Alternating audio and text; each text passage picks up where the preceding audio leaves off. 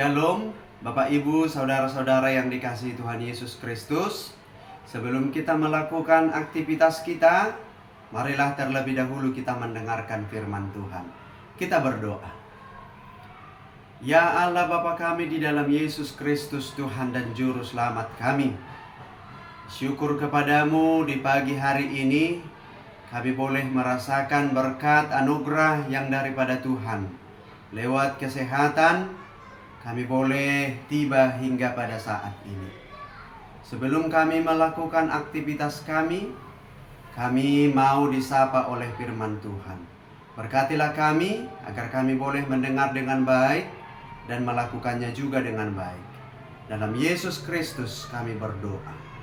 Amin. Saudara-saudara yang dikasihi Tuhan Yesus Kristus, marilah kita mendengarkan firman Tuhan. Renungan kita pada pagi hari ini yaitu dari surat Paulus kepada jemaat di Kolose pasal 2 ayatnya yang ketiga. Sebab di dalam dialah tersembunyi segala harta, hikmat dan pengetahuan. Sekali lagi, sebab di dalam dialah tersembunyi segala harta, hikmat dan pengetahuan. Demikianlah firman Tuhan. Saudaraku yang dikasihi Tuhan Yesus Kristus, tentu setiap manusia pasti membutuhkan harta. Bahkan berbagai cara upaya dilakukan manusia untuk mendapatkan harta tersebut. Tapi ada sesuatu hal yang utama, bahwa harta yang kita cari, harta duniawi yang kita cari itu sifatnya adalah sementara, bersifat sementara.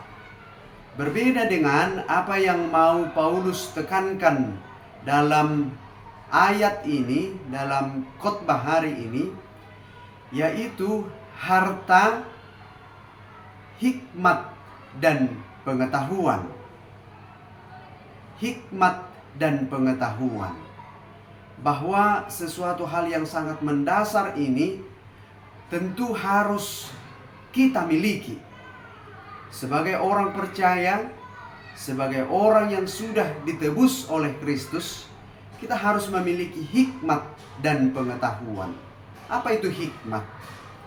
Hikmat adalah sebuah kemampuan untuk membedakan mana yang baik yang Tuhan kehendaki dan mana yang buruk yang manusia inginkan, dan kemampuan untuk melakukan apa yang baik untuk menjadi pujian bagi Tuhan. Itulah hikmat dan pengetahuan. Maka ini tentunya harus kita miliki, Bapak Ibu. Ini harus kita miliki di dalam kehidupan kita supaya kita mampu membedakan mana yang baik dan yang buruk, dan melakukan yang baik sebagai tanggung jawab kita sebagai seorang yang mengaku dirinya pengikut Kristus. Sama halnya dengan Raja Salomo dalam Perjanjian Lama, dalam memulai pelayanannya sebagai seorang raja, dia memilih yang terbaik di dalam kehidupannya, yaitu hikmat dan pengetahuan. Maka lewat hikmat dan pengetahuan itu, pelayanan dan dia sebagai raja mampu melakukan tugasnya dengan baik sesuai dengan apa yang Tuhan inginkan. Kemudian Bapak Ibu, dikatakan tadi, sebab di dalam dialah tersembunyi. Hikmat dan pengetahuan itu sebenarnya masih tersembunyi. Maka apa yang tersembunyi tentu harus kita cari.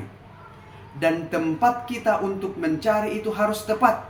Karena ketika kita salah mencari, tentu kita tidak akan mendapatkan. Hikmat dan pengetahuan itu bersumber daripada Tuhan. Maka kita harus mencari kepada Tuhan. Kita harus menemukan itu hanya di dalam Tuhan kita. Lewat apa Bapak Ibu? Maka datanglah kepada Dia. Jumpailah Dia. Mintalah kepada Dia. Karena hanya di dalam Dialah hikmat dan pengetahuan tersebut. Inilah yang kita lakukan di dalam kehidupan kita, supaya kita mau mendekat, supaya kita mau datang kepada Tuhan. Di dalam setiap kehidupan ini, dalam setiap pergumulan kita, dalam suka dan duka, kita mau mencari Dia agar hikmat dan pengetahuan itu boleh kita temukan. Dalam kehidupan ini, baiklah kita Bapak Ibu, bahkan dalam hari ini, semakin menyerahkan hidup kita kepada Tuhan. Apapun yang terjadi, kita boleh semakin dekat kepada Tuhan. Tuhan memberkati kita. Amin. Marilah kita berdoa. Ya Allah Bapa kami di dalam Yesus Kristus, sungguh kami bersyukur pada pagi hari ini atas firman yang telah kami dengar, yang menguatkan kami agar kami boleh mencari hikmat dan pengetahuan.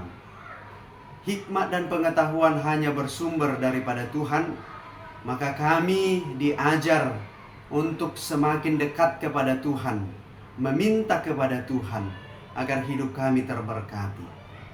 Terpujilah Engkau ya Allah Bapa. Juga kami berdoa untuk seluruh jemaat Tuhan, terkhusus jemaat HKBP Distrik 10 Medan Aceh ini, agar dalam satu hari ini Tuhan memberkati kami, pekerjaan kami masing